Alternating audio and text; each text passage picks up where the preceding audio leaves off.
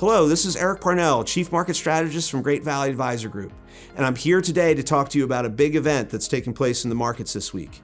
We get the latest reading on monthly inflation for the month of August, and it's important to note we're expecting a hot number on inflation this month.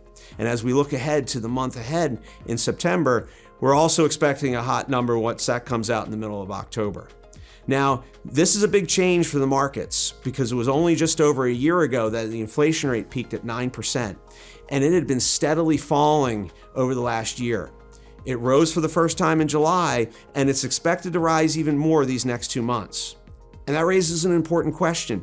Do we have a renewed inflation problem to worry about? Because after all, we've been talking for the last few months. The renewed rise of inflation is the number one downside risk, at least according to this Chief Market Strategist for the remainder of the year. Well, the good news is, although we may see some hotter inflation numbers in the next few months, it's not likely to be a cause for alarm.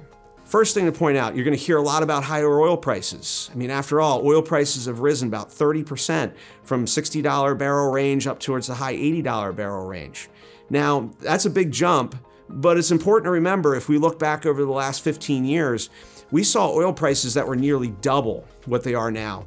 We didn't have an inflation problem then. It's not likely to spark an inflation problem now. Another important point to watch is the fact that although the headline inflation rate might be jumping here, or at least moving higher in the next few months, the core inflation rate continues to trend lower and is forecasted to continue to move lower.